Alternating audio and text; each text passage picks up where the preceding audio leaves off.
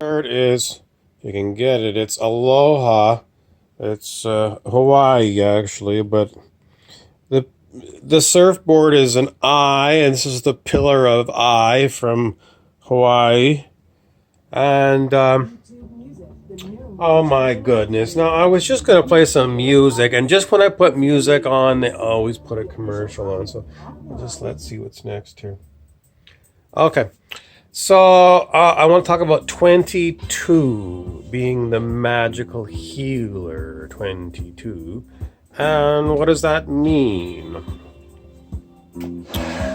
Okay.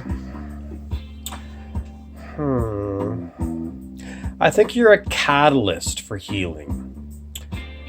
Holding space for people. Holding space is being able to use your own silence, and your presence allows them to connect up to their spirit inside.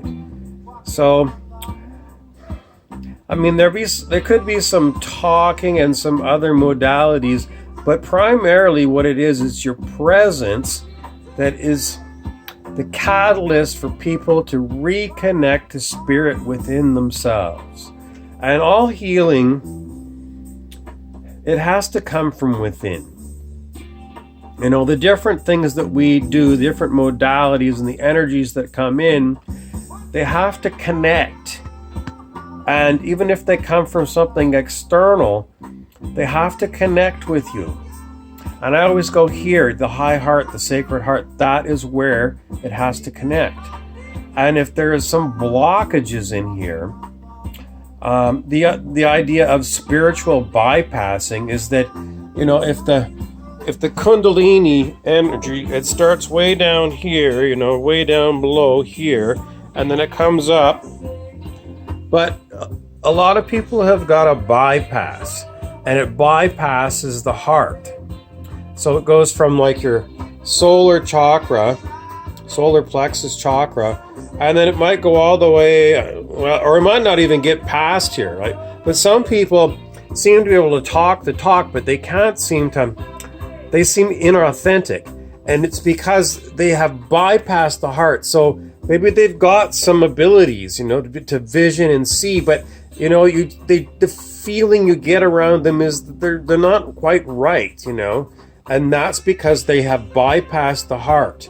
And they've gone to the mind, more than the third eye. They're into their mind, the intellectual mind, and they can be brilliant. But without the heart, they're not healed, and they're not safe. And these are the kind of people that will, you know, they can lead a lot of people astray, because they can be very, very, very convincing. But without that sacred heart, it's mind, it's intellectual mind, and that leads down the path of being egoic twit. And I can tell people that are egoic twits, and I know a lot of people that will follow egoic twits because they don't get it, and it's spiritually bypassing the high heart. Okay, so if you're a 22 or you're being called to be a 22, ways that might happen is you might wake up in the middle of the night and it'll be 222 on your digital clock. Or you might be flipping through the TV channels and there's a hockey game on there, and the player turns around, and the first player you see that turns around is wearing number 22. So watch for 22s. That means you're being called to be a magical healer. So again, what you're really doing is you are being a catalyst to help people reconnect, because they were always connected, but there's blockages that have happened. Well, you know, it could have been that they never had a connection their whole life, or they might have been connected when they were just a small child, and then through trauma they became disconnected from, you know, from spirit, I guess that's what you would call it. It's very hard to say. Everyone's individual. But anyway, if you're a magical healer, there's going to be different ways that you can help people. And, you know, it could be as simple as being a human touch. A human touch could from you to somebody like this. But, be very careful. You don't just go around walking down the mall and, people are shopping and just, going running along and tap, tap, tap, tap. You have to, can't be ridiculous about it. But your aura will help. If you've got a strong aura, your aura can flip people. Whatever you're called for your different types of things. I mean, somebody might be an expert in herbology. Somebody might like crystals. Personally, I really like crystals, and I've been a Reiki practitioner. But I do all kinds of different kinds of very oddball things that, very few people know about. But I've talked about them in some of my videos. And learn more at Desjardins Agents. Holographic healing is what I do. It's basically my body being a hologram, and with a hologram, everything is included with the hologram. So some people say, well, the whole universe is within you. So using that principle, if I do healing on sore spots in my body, then these sore spots aren't necessarily just my body, but they can be somewhere else within the universe it's appearing in here. So when I'm fixing myself, it's going to be fixing outside of me.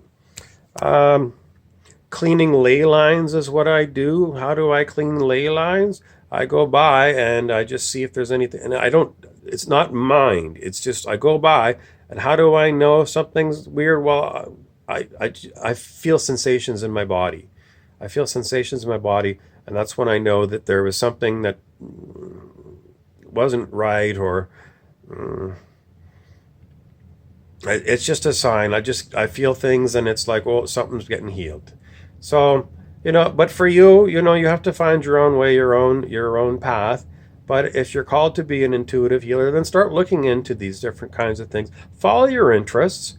And, even if you're a traditional healer, like a, traditional medical doctor or a nurse, investigate new things, follow your intuition, and don't be afraid to look at alternative things that were always poo-pooed,